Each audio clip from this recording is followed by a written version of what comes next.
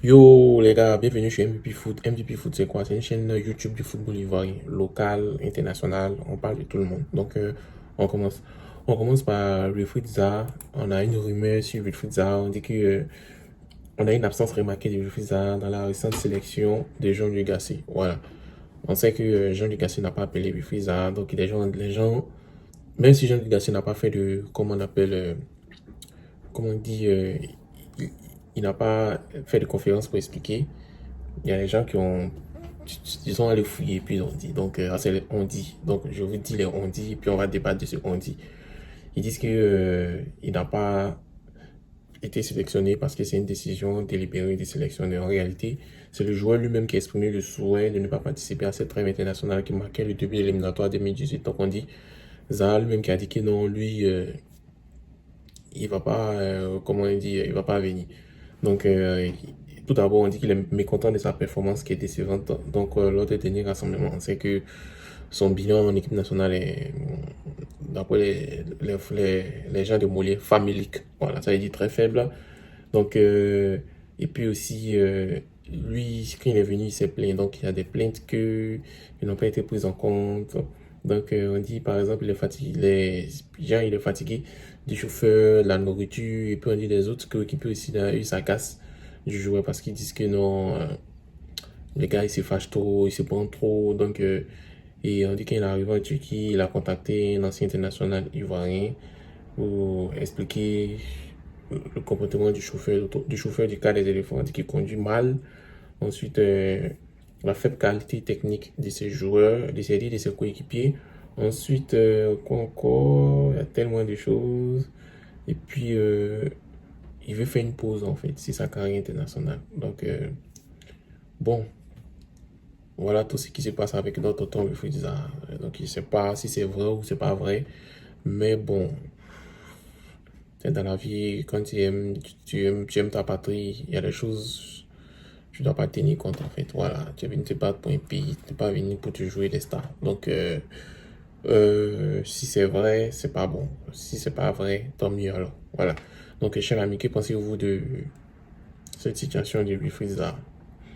On continue par un journaliste ivoirien, il s'appelle Armand Gourou.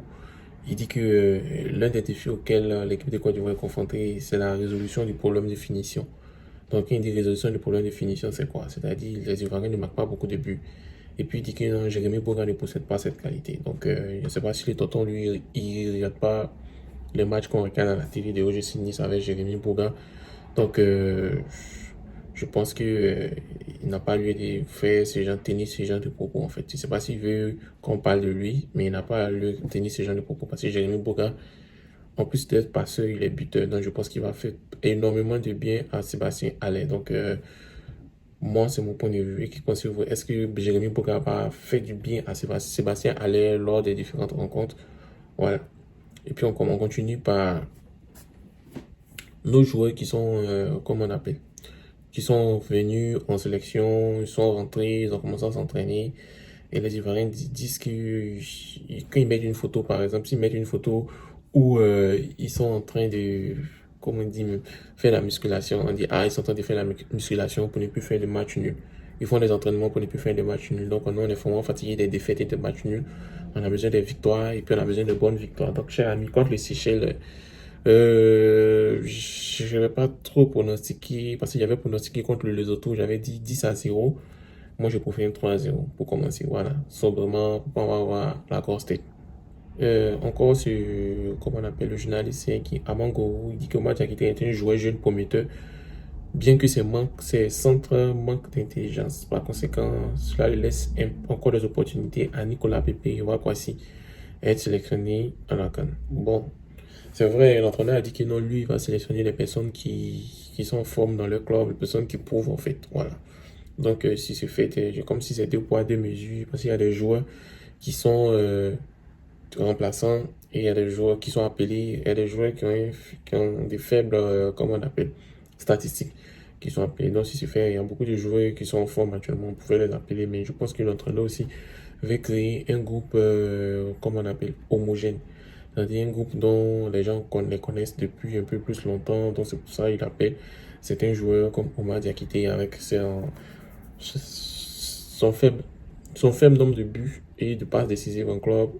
Christian Kwame, Sébastien Allaire et autres. Donc, ce que l'on aimerait, pour mettre les joueurs qui sont en forme, là, on va voir, est-ce que les joueurs qui sont en forme là, est-ce qu'eux, ils vont prouver en fait, voilà, ceux qui sont remplaçants, qui ont une faible statistique là, on ne veut plus les voir en tant que titulaire, on veut voir du nouveau, on veut voir ce que ça donne.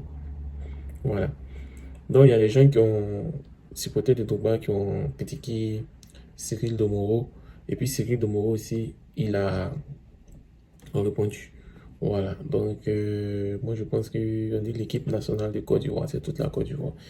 Il n'y a pas lieu d'avoir un clan à gauche et à droite en fait. Voilà, donc je dis aux gens de mettre balle à terre, la canne arrive, on doit faire un bloc pour pouvoir aller à cette canne. Donc, cher ami, supporters des Didier Drogba, laissez tomber. Monsieur Cyril Domoro aussi, laissez tomber les supporters des Didier Drogba. Il y a d'autres quand vous jouez même, n'hésitez pas encore. Moi, quand j'ai commencé à voir clair, c'était déjà, comme on appelle, la fin de ta carrière. Donc, on n'a rien vu. Donc, ils te connaissent pas. Donc, ils vont te critiquer parce qu'ils te connaissent pas. Donc, laissez tomber pour le bien de la Côte d'Ivoire. Merci. Et n'oubliez pas que le vendredi à 19h GMT, on va aller tester le stade des BMP. Voilà, Côte d'Ivoire, Seychelles. Donc, écrivez votre pronostic pour voir. Et puis, on continue par Ousmane Diomandé. Ousmane Diomandé, c'est un défenseur ivoirien très très prometteur qui est cotisé par les Real de Madrid, Tottenham et puis Manchester City. On apprend aujourd'hui que Newcastle United veut le recruter et son club demande pas moins de 80 millions d'euros. 80 millions d'euros, c'est beaucoup, hein? C'est vraiment beaucoup. Mais bon, c'est Ousmane Diomandé, hein? Voilà, l'un des 10 meilleurs jeunes joueurs de la planète de moins de 19 ans actuellement. Donc, c'est une très bonne chose. Et puis aussi, j'espère aussi, ceux qui ont formé Ousmane Diomandé, ils ont vu des avocats, ils ont, comment on appelle, ils ont tenu à ce que à chaque vente du joueur, ils aient un pourcentage, peut-être 1% ou 2%, 80 millions, 1% de 80 millions, ça fait 800 000 euros. 800 000 euros, après dans les 400, 500 millions. Donc, par exemple, Loza, Labobo, s'ils ont 400, 500 millions, ils peuvent avoir un grand terrain, se développer. Donc, vous qui formez les jeunes joueurs en Côte d'Ivoire, ayez des avocats qui vont vous aider. Parce que là, quand un joueur devient star, souvent il a tendance à oublier comment on appelle, ces entraîneurs qui l'ont formé. Donc, ceux qui l'ont formé, il faut que vous puissiez avoir gain de cause sur ces joueurs. Voilà. On prenait l'exemple de la SEC Mimosa. Toutes ces pépites-là, lorsqu'il y a un transfert, ils mangent. On a vu un exemple. Il y a eu un transfert de Gervinho, la SEC Mimosa a eu un gros pactole. Donc, c'est ça. Et rendez-vous demain pour une nouvelle vidéo. Merci et passez une agréable journée.